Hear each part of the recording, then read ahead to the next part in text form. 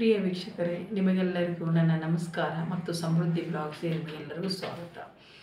ಇವತ್ತಿನ ಮನೆಮದ್ದು ಏನಂದರೆ, ಈಗ ಕೂದಲು ಬೆಳ್ಳಗಾಗಿರ್ತವಲ್ಲ, ಅವರು ಮೆಹಂದಿಯಿಂದ ಹಚ್ಕೊಂಡು ಕೆಂಪು ಮಾಡ್ಕೋಬೋದು. ಯಾವ ಥರ ಅದಕ್ಕೆ ಮೆಹಂದಿಗೆ ಏನೇನು ಮಿಕ್ಸ್ ಮಾಡಬೇಕು ಅಂತ ನಾನು ನಿಮ್ಗೆ ತಿಳಿಸ್ತೀನಿ. ಅದನ್ನು ಹಚ್ಕೊಂಡು ಒಂದು 3 hours ನೀವು ಬಿಟ್ಟರೆ ತುಂಬಾ ಡಾರ್ಕ್ ಆಗ್ತದೆ. ಅದು ಹೇಗೆ ಅಂತ ನಾನು ಹೇಳ್ತೀನಿ. ಫಸ್ಟು ಮೆಹಂದಿ ಪೌಡ್ರ್ ಇರ್ತದೆ, ಪ್ಯೂರ್ ಮೆಹಂದಿ ಪೌಡ್ರು. ಆ ಮೆಹಂದಿ ಪೌಡರು ಒಂದು ಬಟ್ಲಷ್ಟು ಮೆಹಂದಿ ಪೌಡರ್, ಅದೇ ನಿಮ್ಮ ಕೂದಲಿಗೆ ಎಷ್ಟು ಬೇಕು ಅಷ್ಟನ್ನು ನೀವು ಮೆಹಂದಿ ಪೌಡರ್ನ ಫಸ್ಟ್ ತೊಗೊಳ್ಳಿ. ಅದಕ್ಕೆ ಅದ್ರ ಜೊತೆಗೇ ಫಸ್ಟ್ ಟೀ ಡಿಕಾಷನ್ ಮಾಡಿಟ್ಕೊಳ್ಳಿ.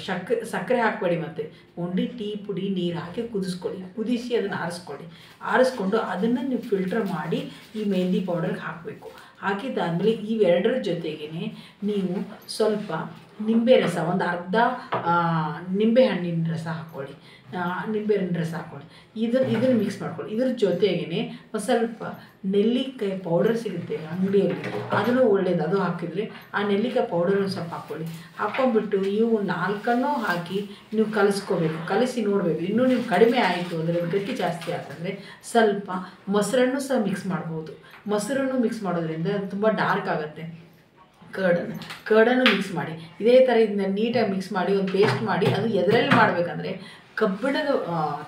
ಕಬ್ಬಿಣದ ಪಾತ್ರೆಗಳಿರುತ್ತೆ, ಅದರಲ್ಲಿ ಮಾಡಿದ್ರೆ ತುಂಬ ಒಳ್ಳೆಯದು. ಅದು ಇಲ್ಲದೇ ಇದ್ದರೂ ಅಟ್ಲೀಸ್ಟ್ ಮಳೆಗಳಿರುತ್ತೆ, ಕಬ್ಬಿಣದ ಮಳೆಗಳು ಇರುತ್ತಲ್ಲ, ಆ ಮಳೆಗಳನ್ನು ಸಹ ಅದರಲ್ಲಿ ಇಡಬಹುದು. ನೀವು ಇಟ್ಬಿಟ್ಟು ನೈಟ್ ಇಟ್ಬಿಡ್ಬೇಕು. ಕಲಿಸಾದ್ಮೇಲೆ ಅದನ್ನು ಕಬ್ಬಿಣದ ಮಳೆಯನ್ನು ಒಂದು ಇಟ್ಬಿಟ್ಟು ನೈಟು ಒಂದು 6 ಇಂದ 7-8 hour ನೆನಿಬೇಕದು. ನೆನೆದಾದಮೇಲೆ ಮಾರನೇ ದಿನ ನೀವು ಅದನ್ನು ತಲೆಗೆ ಹಚ್ಕೊಂಡು ಒಂದು 3 hours ಬಿಟ್ಟು ಆಮೇಲೆ ನೀವು ತಲೆ ಸ್ನಾನ ಮಾಡ್ಬೋದು. ನೀವು ಈ ಥರ ನೀವು ಮಾಡಿ ನೋಡಿ, ನಿಮ್ಮ ಕೂದಲು ತುಂಬಾ ರೆಡ್ ಆಗ್ತದೆ. ರೆಡ್ ಬೇಕು ಅನ್ನುವಂಥವ್ರಿಗೆ ಇದು ತುಂಬಾ ಉಪಯೋಗ ಆಗ್ತದೆ. ಆಮೇಲೆ ಇದೇ ಥರ ನಿಮಗೆ ಮತ್ತೆ ಮಾಹಿತಿ ಬೇಕಾಗಿದ್ದಲ್ಲಿ ನನಗೆ ಕಮೆಂಟ್ಸ್ ಮಾಡಿ ತಿಳಿಸಿ. ನಾನು ಮರೆಯದೇ ನಿಮಗೆ ಮತ್ತೆ ಮುಂದಿನ ವಿಡಿಯೋದಲ್ಲಿ ತಿಳಿಸೋ ಪ್ರಯತ್ನ ಮಾಡ್ತೀನಿ. ಆಮೇಲೆ ನನ್ನ ವಿಡಿಯೋಗಳು ನಿಮಗೆ ಇಷ್ಟವಾಗಿದ್ದಲ್ಲಿ ಲೈಕ್ ಮಾಡಿ, ಮತ್ತು ಶೇರ್ ಮಾಡಿ, ಮತ್ತು ಸಬ್ಸ್ಕ್ರೈಬ್ ಮಾಡ್ಕೊಳ್ಳಿ.